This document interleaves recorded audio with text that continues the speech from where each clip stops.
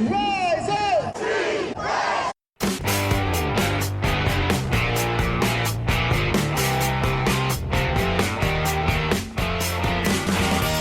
This is the Rise Up See Red podcast, all about the Arizona Cardinals and the NFL, featuring insider and outsider perspectives. Enjoy the best hour of Cardinals talk on the web. Now here are your hosts, Jess Root and Seth Cox.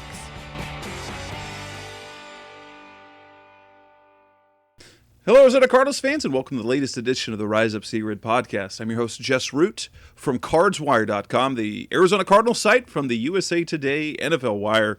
And Seth Cox is with me, as is almost always the case. He's from RevengeOfTheBirds.com, the Arizona Cardinals site from SB Nation, and also one of the hosts of the NFL Draft Breakdown podcast. We're at episode 337, and unfortunately, we have to talk about another loss at home. 3 straight home losses for the Cardinals.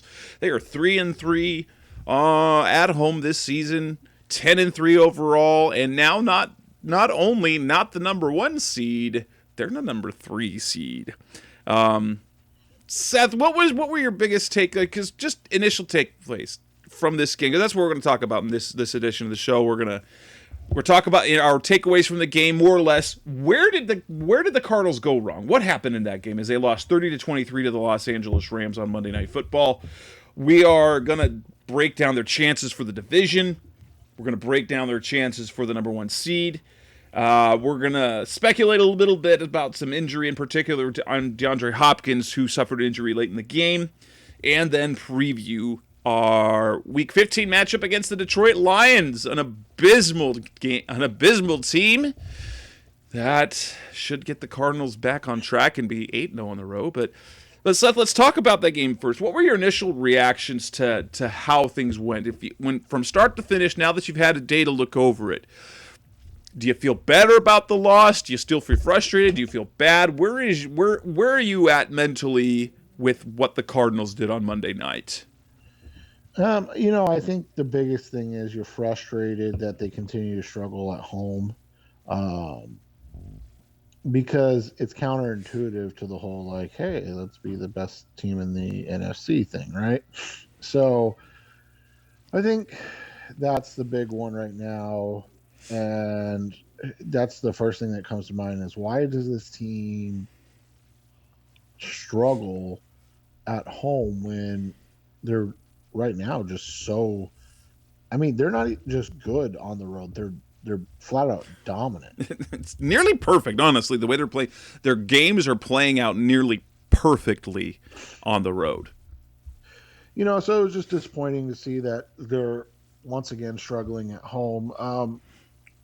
But I think the things that stand out are that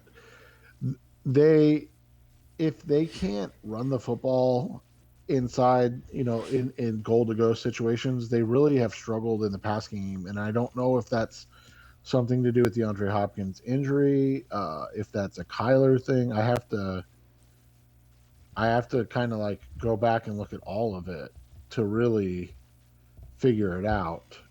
But this season, it's proved to be a little bit of an issue when they do get into goal to go situations. If they're not just able to pound the ball in with James Conner or run, kind of the RPO situations with Kyler and Chase Edmonds, they tend to struggle, and we've seen that. And I think, whether it was this game or you go back to that Packers game, that's going to be something that they're going to have to fix when they get into the postseason, because it's not that they're a bad team in the red zone, it's that they get bad when they get basically in those short field situations where they have to be able to throw precision routes or run precision routes and timing things. And that's been one of the things that we've seen this season. And that's odd, because they were, for much of the season, they were one of the best teams in goal to go offensively. Yeah, but that's what I would have to go back and look, but I think a lot of those are just their ability to run the football.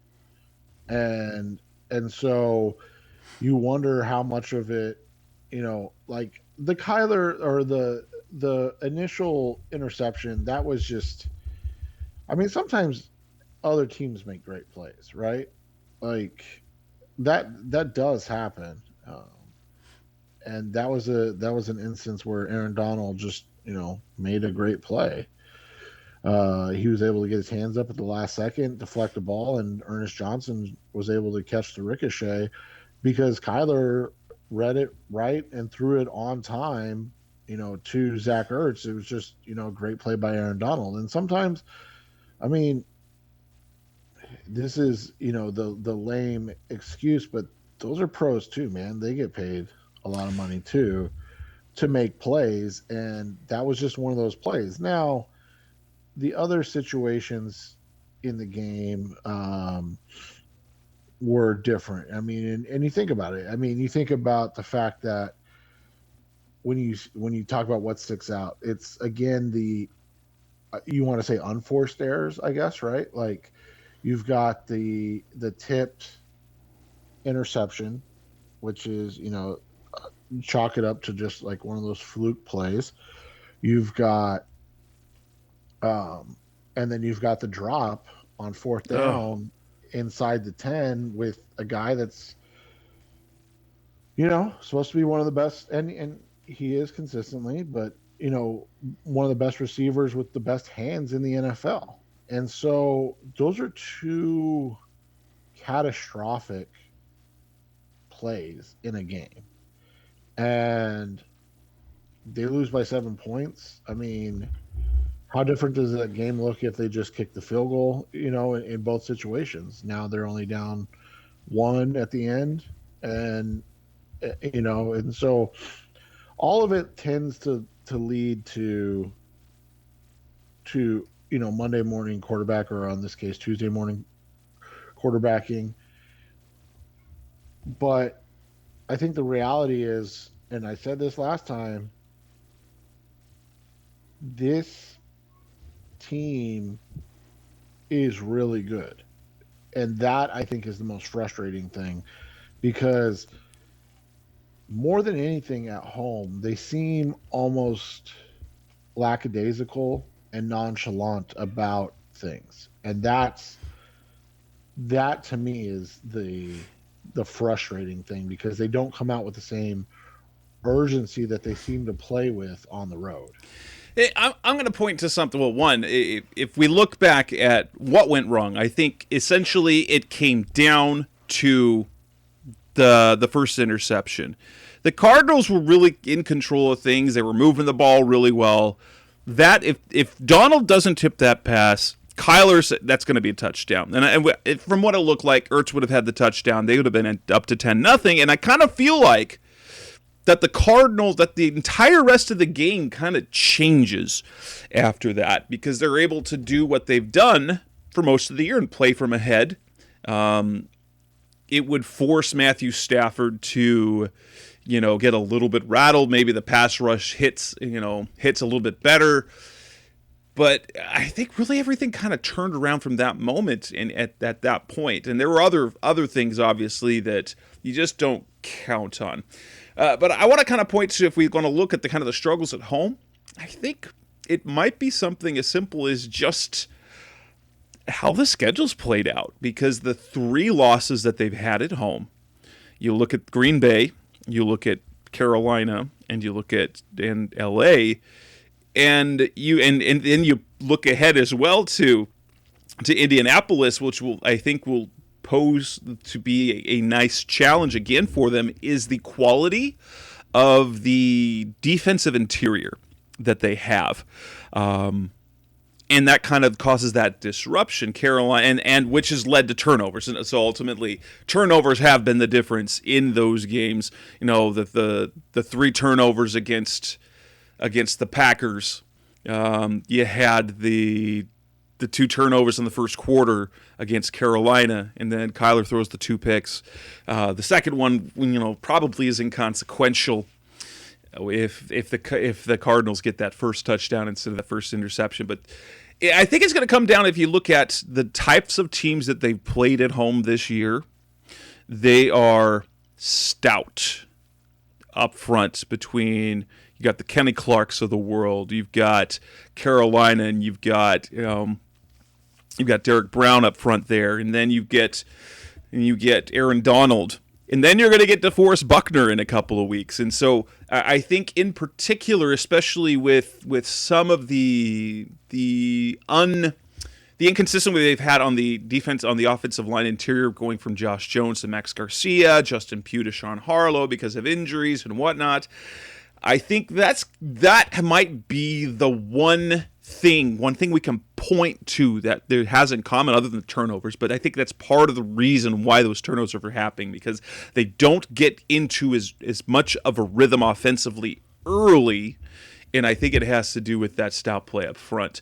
But, I mean, it was one of those games where things just didn't go right. I mean, you'd like to say you'll kick the field goal, but when you've got a play and you've got DeAndre Hopkins, if you can bank on DeAndre Hopkins dropping that pass, I mean, what are you going to do? That's why you have a DeAndre Hopkins. So I don't necessarily question the decision to go for it on fourth down, because the play was right. I don't either at the time. Although after the fact, you're like, I kind of wish you had those 3 points. Yeah, and I mean, but that's hindsight. And like you said, the frustrating thing is more that they executed perfectly and didn't come out with the play. And that's, to me, the frustrating aspect of it, because you've got a team that was in desperate need of their stars to make a play. And what happened? They didn't. Yeah, that was kind of it, is that the Cardinals were in a position, because of the losses between injuries and the COVID protocols. The Cardinals receivers should have had huge games because they were down. They didn't have 2 of their 3 top cornerbacks playing, and so they were left to Darius Williams, David Long, a guy who had been benched, and then Connor Orr or something. I don't even know the name of the guy that was playing the other cornerback spot. The receiver should have come up big. With 2 offensive linemen down, they were down their center, and they were down Rob Havenstein from COVID protocols. So Joe Noteboom was starting to right tackle. Marcus Golden should have had a very big game, and you just kind of look at that, and you're like, that was a missed opportunity. It was a missed opportunity. I thought Kyler played really well overall. I think he played very well overall. Then they had the untimely penalties that were, especially the one, the backbreaker was when they got the onside kick. Go Saving Collins, by the way, the rookie getting the contribution there at the first round, or getting the onside kick recovery. Kyler scrambles for 15 yards and gets you there within that range where you can make a throw. It not quite Hail Mary or Hail Murray type of magic, but reasonable distance from the end zone, and they get called for holding, and that was just maddening. And then they found themselves, they had that free play off the offsides. They got A.J. Green down the field. It looked like they picked up a big play, and then Max Garcia was called for a hold, which apparently was a really, really, really poopy call. But, the Cardinals have avoided drive-killing penalties this season, and they got them. They had those happen against the Rams. And it was a number of things. So they had the interception in the end zone, which kind of turned things around. That probably is of all the adversity they faced, that was the cause of all of it. That play, take that one play again, I think everything goes differently. So they have that. They have bad penalties. And then, uncharacteristically, they give up so many big pass plays on the Cardinals have been, I think it was the second or third fewest pass plays of 20 yards or more this season. It was a very underrated part of their pass defenses, that playing on the back end. Now, they hardly got any pressure on Matthew Stafford. They did get 3 quote unquote sacks on the game. One of those is the Chandler Jones one, where Matthew Stafford looked like he was incomplete. Then he recovered his own fumble. But they had 5 different pass plays.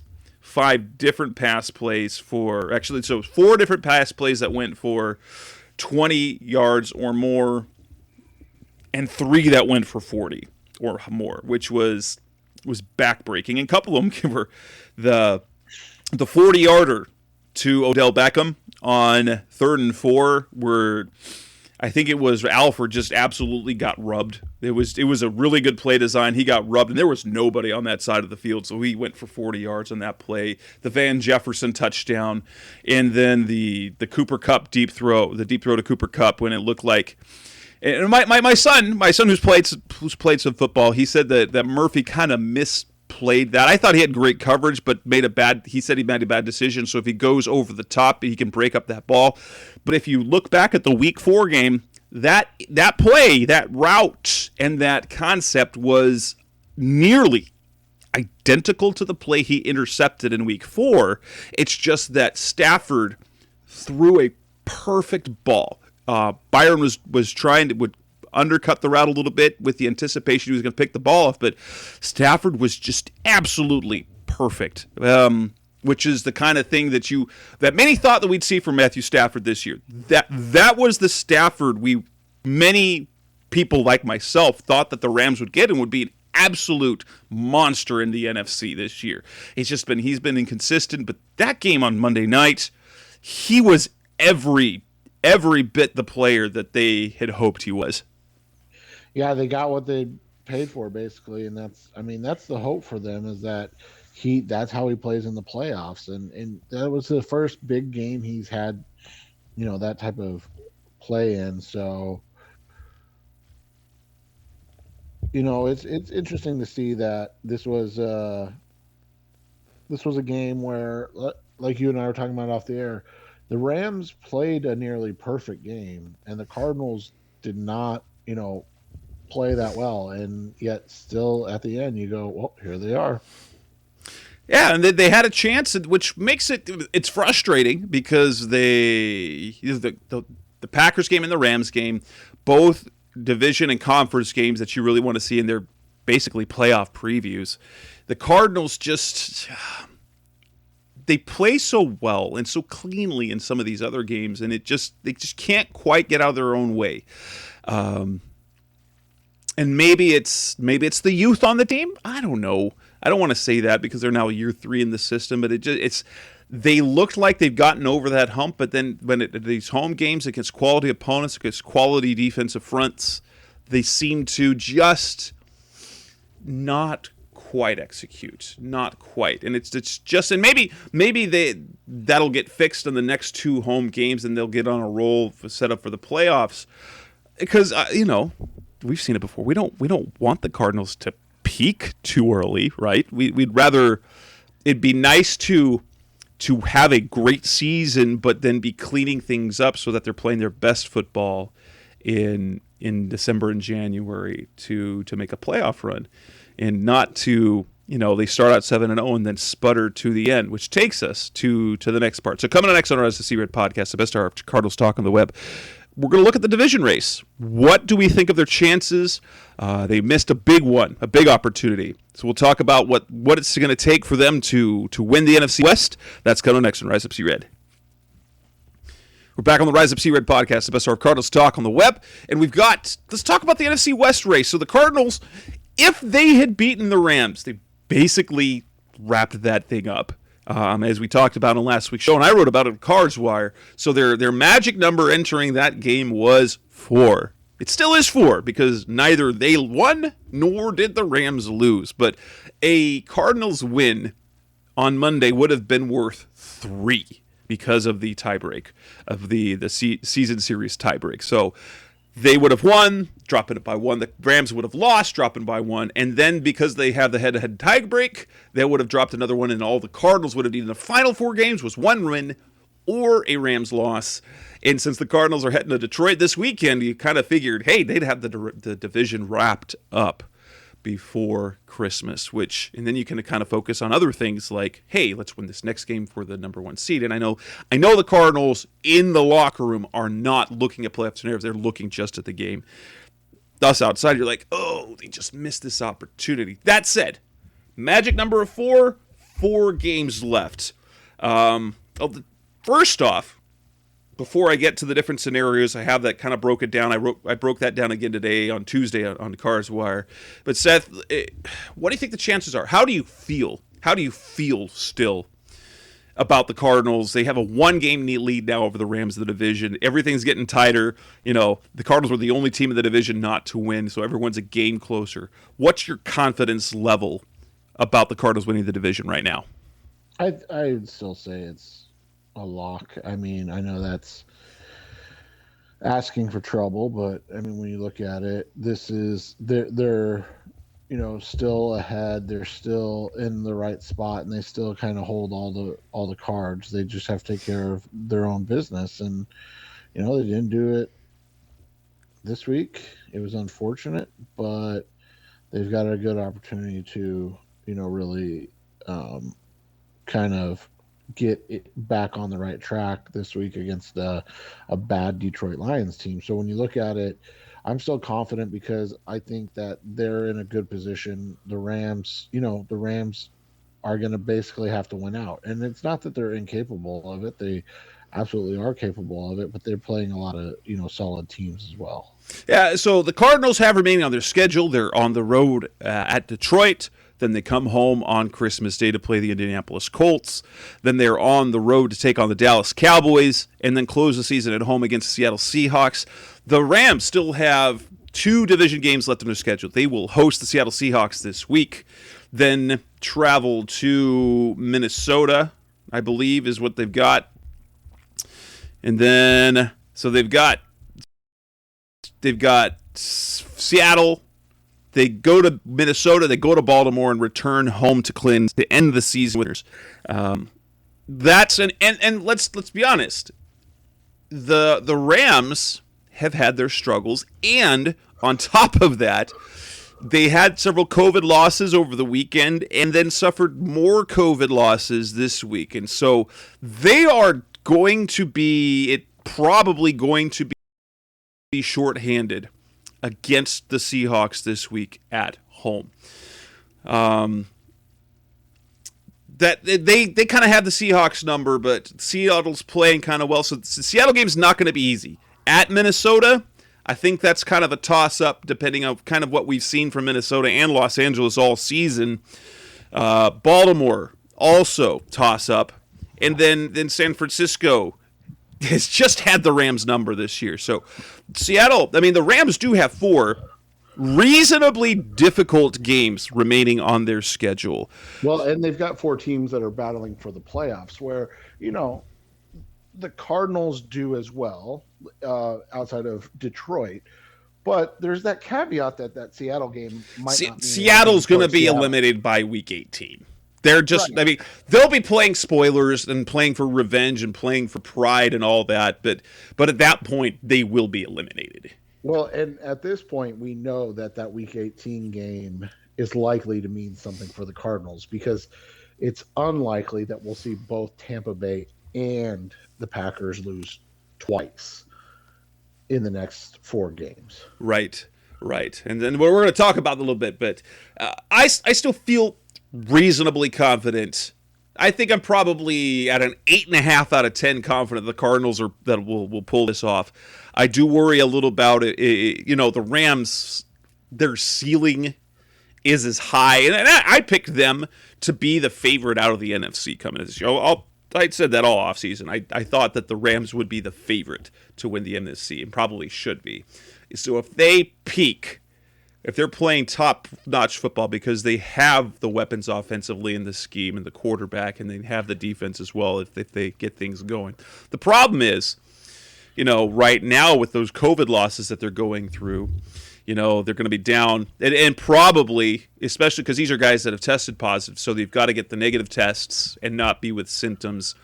And it feels like, based on what we've seen from when Cardinals players have gone on the COVID list, it's unlikely they're going to play on Sunday against the Seattle Seahawks. That's my guess. So they're not going to have Jalen Ramsey again. They're not going to have Dante DeAyon, or how you pronounce that. They're not going to have they're not going to have Havenstein. They do get Tyler Higbee back. That was a false positive, but they just lost Odell Beckham, and so they had, what was it, six more positive tests on Tuesday. What was it? Tuesday, yeah. So they're gonna be thin on the roster, while Seattle appears, and we talked about this last week, that Seattle, Russ coming back so quick, he's now after like the full recovery point, like on the far end of his rehab of that window of recovery. And he's thrown 2 touchdown passes in each of his last 3 games. They look like they have life. It's just the problem is they're behind so many teams that making the playoffs is a long shot at best. Now, numbers wise, the math works like this. Obviously, the Cardinals, any combination of 4 Cardinals wins and Rams losses over the next 4 games does it. So if the Cardinals win out, doesn't matter if the Rams win out. Cardinals win it. The Cardinals can win 1 fewer game if the Rams, but then there's some other bonus additions for clinching, and that would be, if the Rams lose to Seattle, that reduces the magic number by 2, and so there's a bonus. There is a bonus drop in the magic number like 3 different ways. 4 different ways. So one is the Rams lose to either Seattle or San Francisco. That would drop the magic number by 2 because it would give the Cardinals the division record, because LA already has 2 losses in the division. So a third loss eliminates that tiebreaker and gives the Cardinals, so it drops the magic number by another 1. So if the Rams lose to Seattle next week, that drops them by the magic number by 2, and if the Cardinals beat the Lions, that's another 1. It puts it down to 1 game away. The Cardinals, so the same thing is, we hope it doesn't go all the way to Week 18, but if the Cardinals beat Seattle in Week 18, that as well is worth 2 if that bonus hasn't been used already. And then there's the 2 games that the Cardinals have, but you have to look at the common opponent. So the Cardinals and the Rams play 4 games against the 49ers and Seahawks, 4 games against the AFC North, and 4 games against the AFC South this season. And then you look at the record that way. Right now, the Cardinals are 8-1 in the 9 games that they have of those. They still have a game with the Seahawks, they've got the Lions, and they've got the Colts that factor into that. The Rams are 6-3. And so if the Cardinals beat the Lions and the Colts, that also clinches an extra number off the magic number, because then they will have locked up the common opponent one. Likewise, if the Cardinals beat the Lions or the Colts, and the Rams lose to the Vikings, does the same thing. So, win 4 games, combination of 4 wins and losses. If they beat Seattle, that takes an extra 1 off. LA loses to Seattle or San Francisco, same thing happens, drops an extra 1. But Cardinals beating both the Colts and the Lions, or the Cardinals winning 1 and Minnesota losing against Minnesota also does the trick. If you had to pick a week for the Cardinals to clinch, what week do you think that probably is? Is it 16, 17, or 18, do you think? I think it'll be week 17. I think that you'll have that game against, they have, you said, the Vikings, right? Yeah. So I think they'll lose to the Vikings, and then who do they have in week 17 again? They have Baltimore. Yeah, so I think they'll lose those 2 games, and the Cardinals will beat Dallas to clinch. That'd be fantastic. I'm going to early pick. Think that the Cardinals will wrap it up on Christmas Day. That they'll beat the Lions and beat the Colts, and that the Rams will lose one of those two games in the next 2 weeks. Probably, if I pick one, I'm right now, based on what I know right now, I haven't made any picks for the week yet, but I'm picking Seattle to win this game. I think that the Rams are just going to find themselves in a really bad situation by the end of the week. Yeah, that could be true. And I mean, that would be fantastic. Yep. So that's how that goes. We both still feel pretty confident about that. I'm kind of at 8.5 and think that they'll have it wrapped up week 16. Seth saying week 17. But coming next on the Rise Up See Red podcast, the best hour of Cardinals talk on the web. Let's move on and talk about the number 1 seed, which looks a little less certain at this point. That's coming up next on Rise Up See Red. We're back on the Rise Up See Red podcast, the best hour of Cardinals talk on the web. The Cardinals no longer are the number 1 seed. They're actually the number 3 seed behind the Packers and the Buccaneers. All 3 teams now at 10-3. Cardinals again missed out on a major opportunity to do that. But now they have to, at least because of their loss to the Packers, they have to finish with a better record than the Packers to overcome them. And as things stand right now, they lose out to the Buccaneers because of their strength of victory. And that's not going to get help this week when the Cardinals ultimately beat the Lions, because that 1-win Lions team is going to tank their strength of victory, is how that's going to end up looking. Well, because the Buccaneers this week will play the Saints. And I will say this, the Cardinals probably have the toughest schedule of the 3 teams, wouldn't you say? I think the Cardinals and Packers both have a fairly schedule. And we'll look at the Buccaneers schedule, like, what in the world? Here's who the Buccaneers have left the rest of the way. This week they host the Saints. Okay, that'll be a good game probably. New Orleans got a good defense, but I mean, Taysom Hill. Then they go to Carolina. Carolina's a hot mess right now. They go to the Jets. They're the Jets. And then they finish the season at home against the Panthers.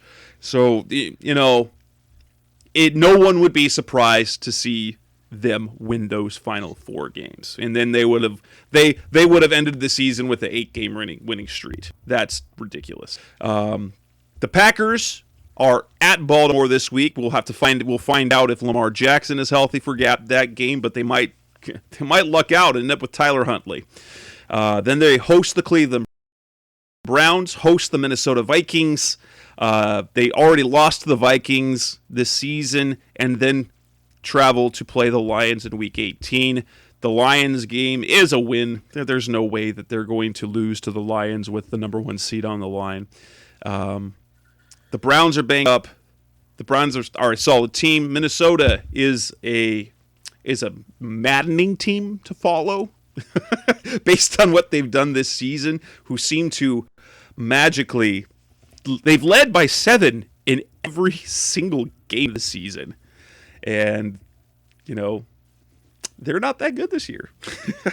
How do you see the Packers schedule playing out for them? I think when this is all said and done, looking at it, the Cardinals are going to end up with the 2 seed. I think they had to have been perfect the final 5 weeks, and I thought they were primed to lose a game coming up here. One more game this season before the Rams game. I just didn't know if it would be the Rams game or that Colts game. So you look at it. I think the Bucs walk to the 1 seed at this point. Like you said, they're just they're fortunate this season. They had a schedule that It became easy at the end of the year. It didn't Yeah, look that exactly. easy. It didn't look easy It's because not their fault that the Panthers suck. I mean, it was there's nothing. based on the beginning of the season. Because if you're getting the Saints with Jameis Winston, that was going to be a tough game. And Carolina looked so good early on, but then they've fallen apart. So you had 3 division games in their final 4. That looked formidable.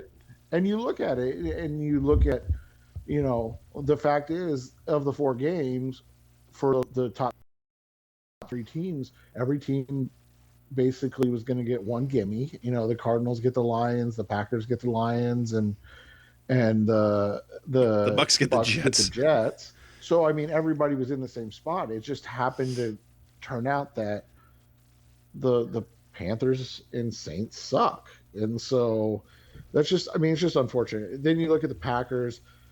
It's all going to come down to me how much fortune they get in this. That means, do they have to play Lamar Jackson, and or are they able to get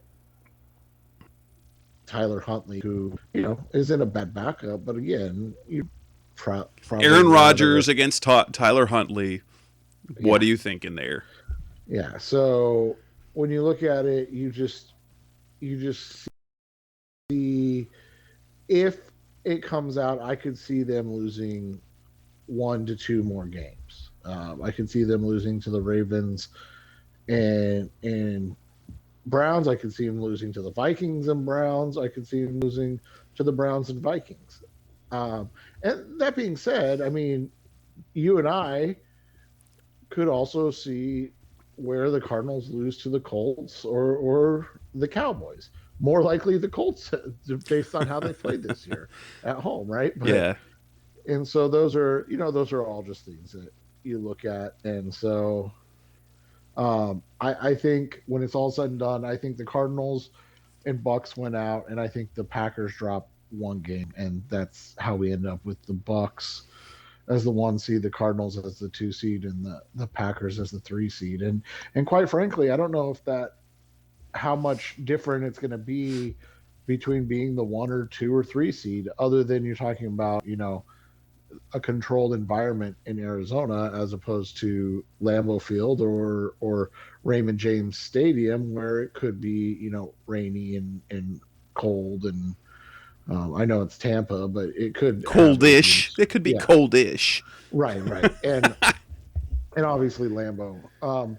But the reality is, if you finish as a top 3 team in this thing, and we haven't talked about Dallas, but they've got that head-to-head against Dallas where, they should be able to take care of things. But, if they end up as the 2 or 3 seed and they play, the Packers, honestly, what's the difference between playing the Packers and a Rams team that's at full strength and hot,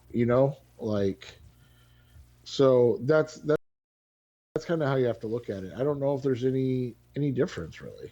Yeah, it really honestly is. It doesn't matter at this point, especially with what we believe about the teams at the top of the NFC. We believe that the Cardinals are championship caliber if they stay healthy. We believe that the Bucks are, they won a championship already. The Rams at full strength are championship caliber. The Packers are. And heck, if Dak Prescott gets right, the Cowboys, they are capable as well. And the AFC is a mess, but right now the NFC is the top of the NFC. It is so top heavy with those 5 teams, and then the rest you're just. I mean, San Francisco's making a move right now, but outside of that, you've got 5 great teams, a team that's intriguing, and then a bunch of like if this were any other year. Do you think any of those teams, as of right now, would deserve a playoff berth based on what we're seeing from everyone else? Because there's 5 teams at 6 and 7 right now.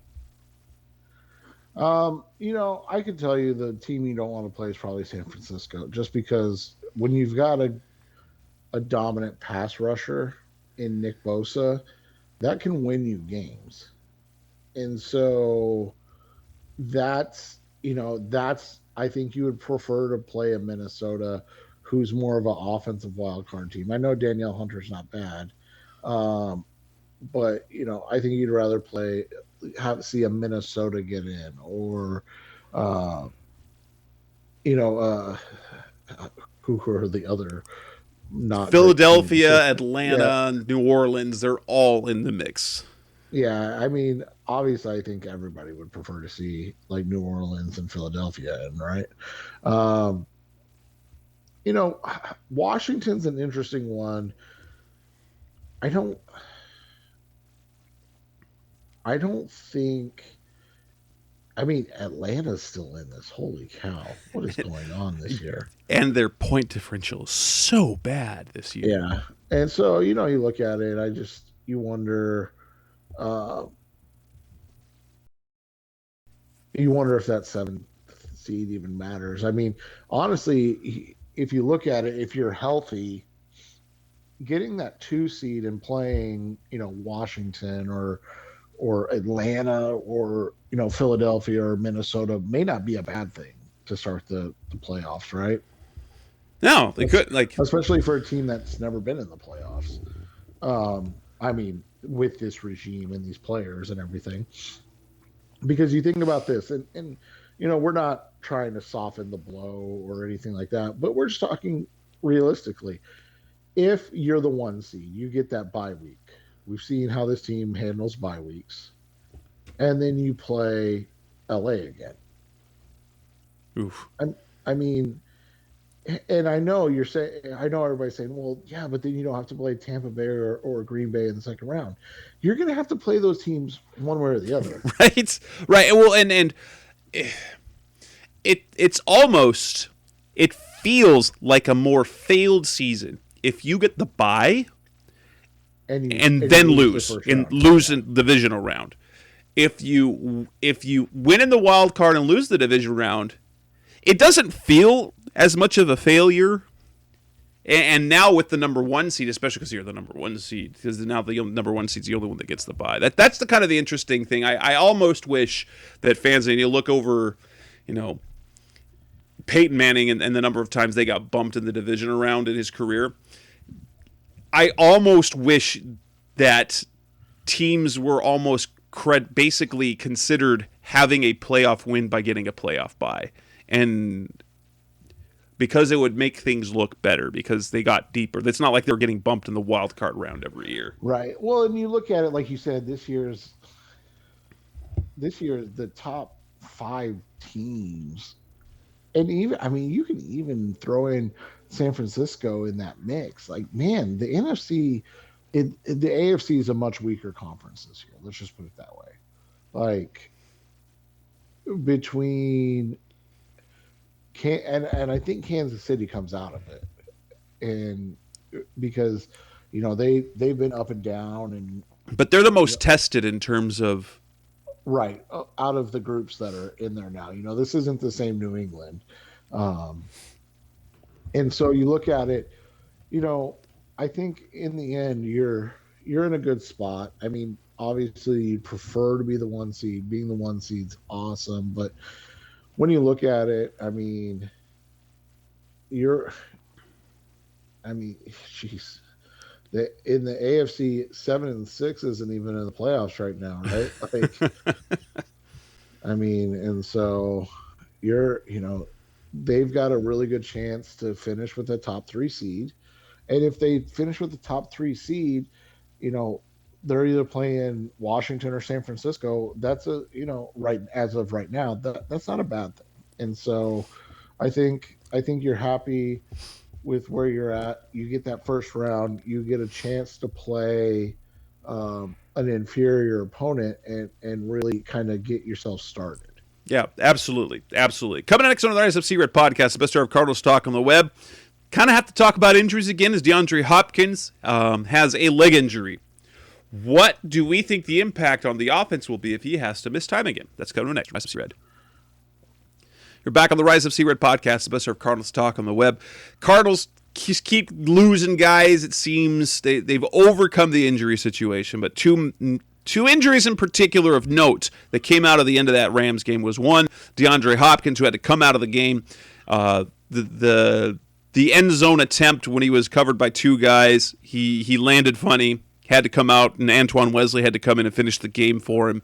And then James Conner, kind of on the last play of the game, was limping off the field, stayed on the ground extra long. So you've got a leg issue. Cliff Kingsbury wouldn't say it more than that, other than it's a leg issue. And then Connor, it's the ankle. Both had MRIs on Tuesday, which is, a little bit worrisome, making you think that perhaps that their status for this week is up in the air.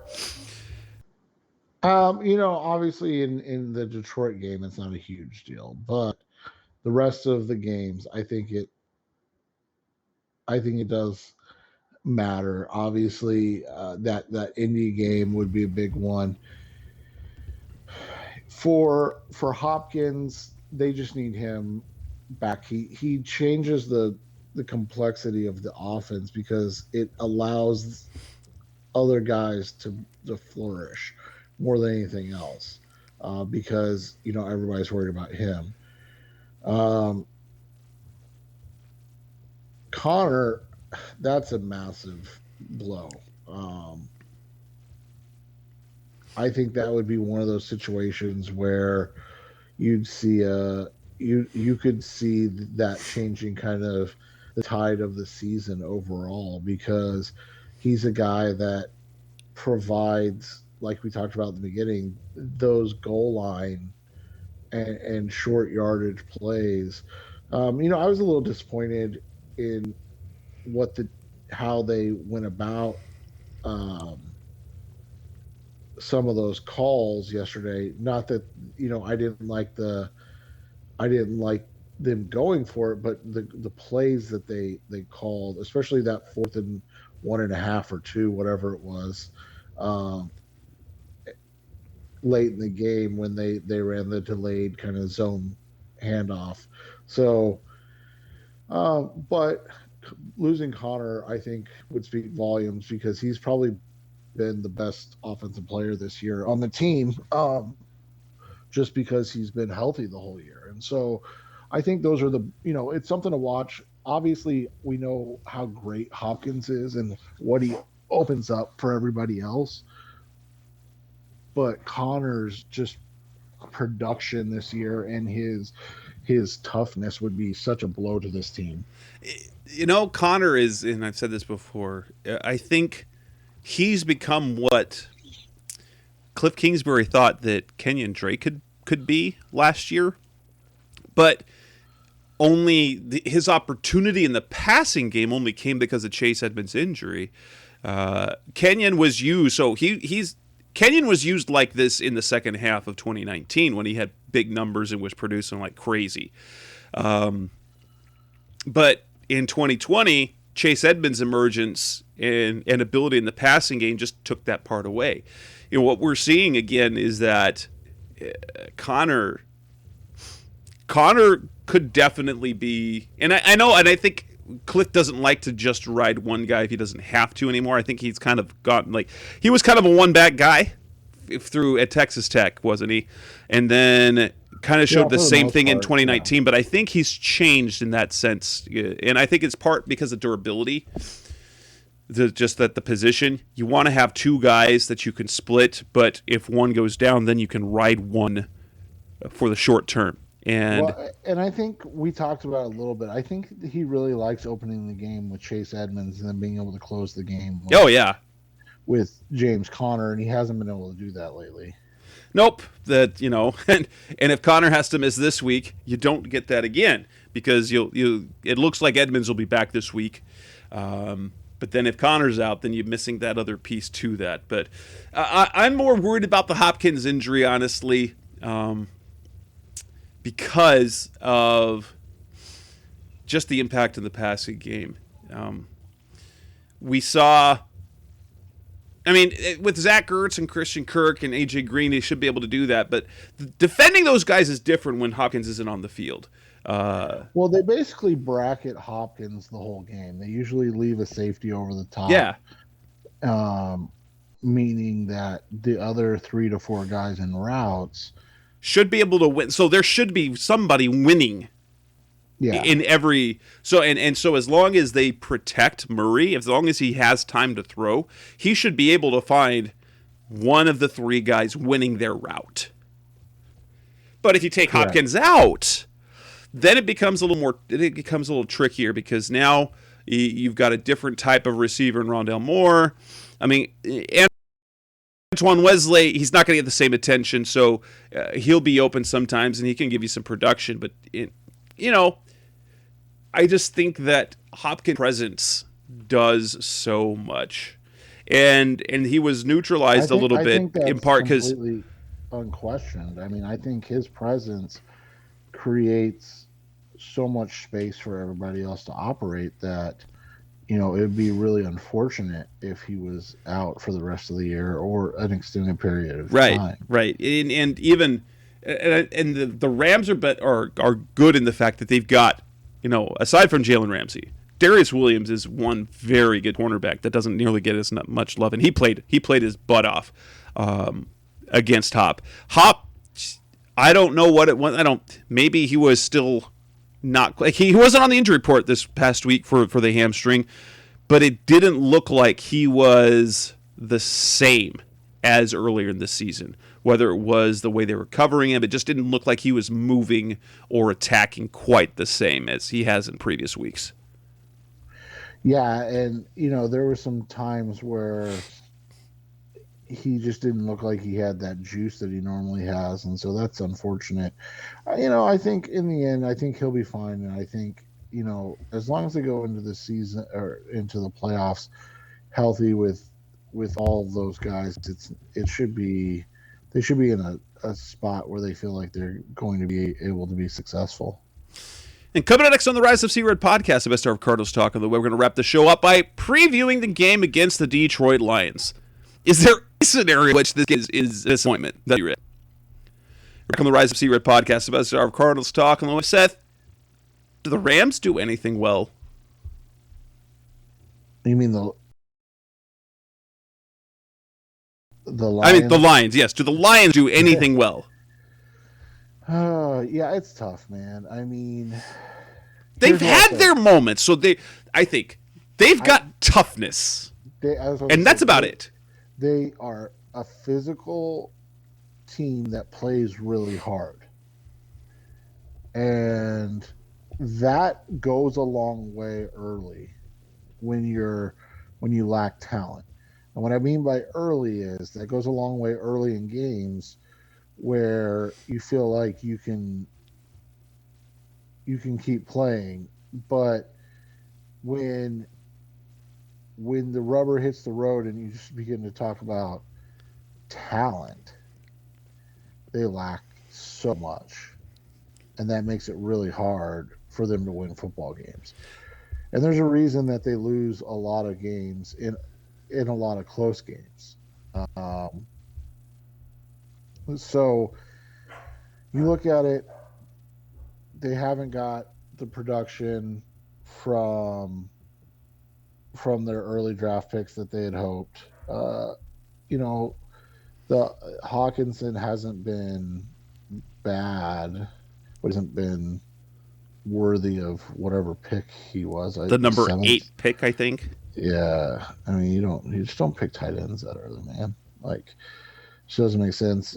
Jared Goff is, obviously Jared Goff. He completes a lot of passes, but outside of that, he doesn't put up a ton of other numbers. Is Swift healthy? I don't even know, if I'm being completely honest. I don't remember if he's played much. But yeah, Hawkinson's their leading receiver with 583 yards receiving.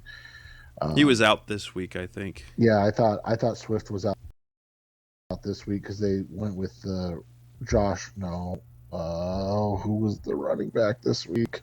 Jamal Williams.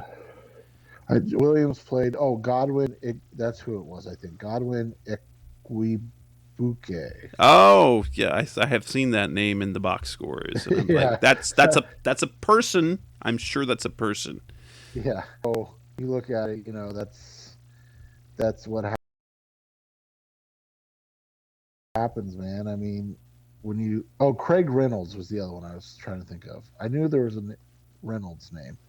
Yeah, Craig Reynolds, an undrafted free agent from Cootstown. That's a made up school. I'm convinced of it. Yeah, I think so. But yeah, so I mean, you look at it, they lack talent. Yeah, Cootstown University, it's a real place. Holy cow. But you look at it, I mean, they've struggled this season. Well, you just look at the offensive production. They're averaging 16 points a game, and they're giving up 27 a game. And so while they are tough, and they've been in close games. So a lot of close games. They lost by 2 to the Ravens. They lost by 2 to the Vikings. They had the tie with the Steelers. They lost by 3 to the Browns. They lost by 2 to the Bears. They won. Their one win was a 2-pointer against the Vikings. But on the last play of the game, yeah, by the way. But at the same time, so if things go their way, they're ugly football games. But then you've also got the blowouts. They lost 38-10 to the Broncos. They lost 44-6 to the Eagles. The Rams put up 20. So the Bengals 34-11. The Packers 35-17. They gave up 41 to the 49ers in week 1. And so they kind of play one of two ways. So they're playing ugly, they're unwatchable games because the football is so ugly, like from both sides of the ball. Or they're playing unwatchable games because they're blowouts. Well, and I wrote about it today. The Cardinals opened as 13.5-point favorites, and part of the reason is because this Lions team has scored only 20 points or more in a game twice. Like you said, in the opener, so week 1, and they lost 41-13, and then in week 13 in a 29-27 loss or 29-27 win. They've not scored over 20 points in any other game, which is hard to understand, right? I mean, that's tough to get when you look at like the Cardinals and we lament, a bad game or two, and the Cardinals have scored 20 points or more in every game but 2, and they won one of those, their win over the 49ers. So you look at it, these are just teams on polar opposite ends right now. Obviously, they don't have the quarterback figured out. I think they like Dan Campbell as a coach. Wouldn't you agree with that? It looks like it. It looks like it. At least he's got them trending. So that's the thing. So if you look at the hiring. So Steve Wilkes, 2018 with the Cardinals, compared to, they went 3-13. The Lions are 1-11-1 after 13 games with Dan Campbell. But it feels like there is more belief in the building than there was here, because it felt like, at least in 2018, the belief in the building fell out very, very, very early. Yeah, and I just think that these guys played hard for Campbell, and that's really something you can't measure. And I know that's cheesy and it's silly and everything, but I think it's something that's true, especially about this team. And they will run the ball. If they will run the ball a lot if they have the opportunity to do so. Well, and they're comfortable in their skin, which is a tough thing, right? It's tough to see, like you said, it's tough when teams are willing to just go. They don't take into consideration, situations and things of that nature. And so when a team that knows they're bad is bad, and they have a chance to, like you said, play ugly football that gets them a chance to win, um, this is how they come out and play.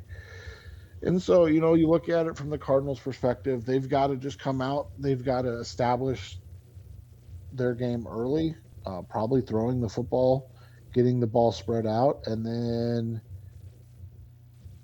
they can, kind of coast after that. But if they leave this team, around too long,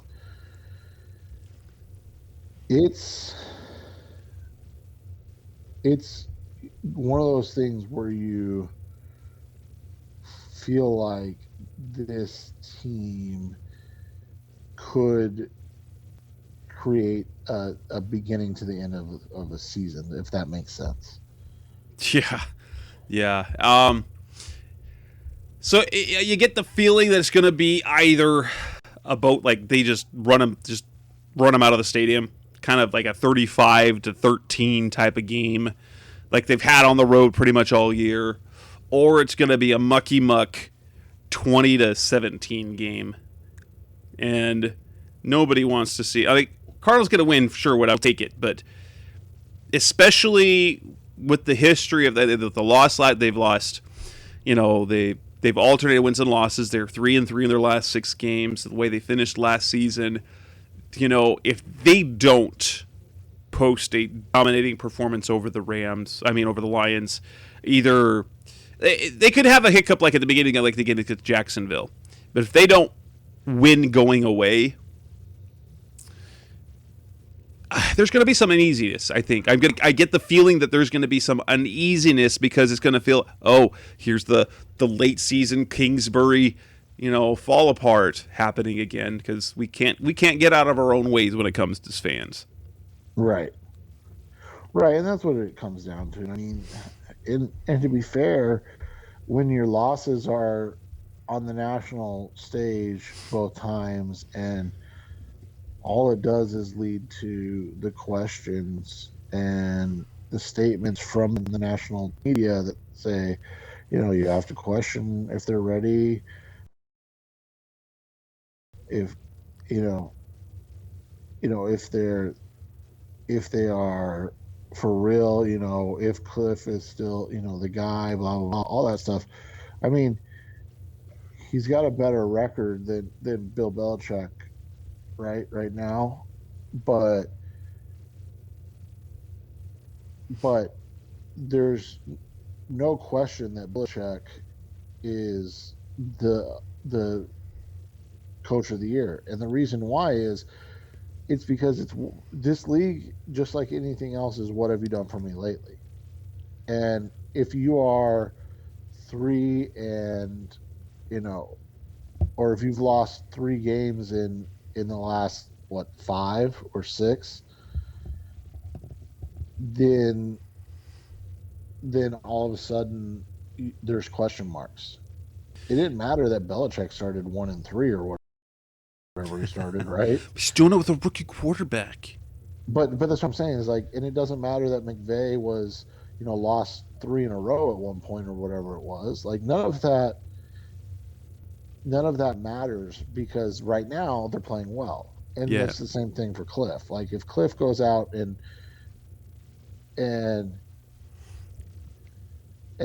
wins the next 4 games, then the conversation is going to again be about, well, this is a great team. He's a great coach. But then, if he was to miss one or lose one game, then again, it's the end of the world, right? So if you had to pick 2 players on offense for the Lions and 2 on defense to keep your eye on, I'm going to look at on defense. I'm going to look at this guy, Amani Oruwariye, with his 5 interceptions this year. He's kind of the bright spot of the Detroit defense. But they don't have a lot. They don't have many names on that defense at all. Let's be honest. They don't have much. They don't have much to go on out there. That's a name to kind of watch out for, because he's been a playmaker this year. He's got some hands on some footballs. Offensively, if you had to pick 2 players to keep an eye out for, the names that the Cardinals that could hurt the Cardinals, who'd they be? If Swift plays, which I don't think he's going to, I'm trying to find there's their Week 14 injury report. He had a shoulder, and Penei Sewell's out, which makes it another guy to not, right? God, this makes it hard. They're not a very talented team, and all their talents beat up. Obviously, we'll go with T.J. Hawkinson. The Cardinals have done really well against tight ends this year. Can they keep it up? Well, I think that's a fair one. I think the other one you watch is whoever their running back is. Is it, if it is Jamal Williams, he's had a nice little season for them.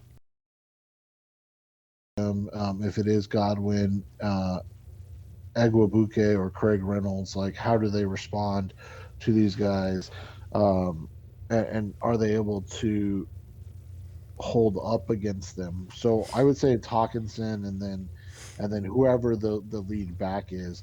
Obviously, if Penei Sewell plays, I'm really interested to see how he does against Chandler Jones.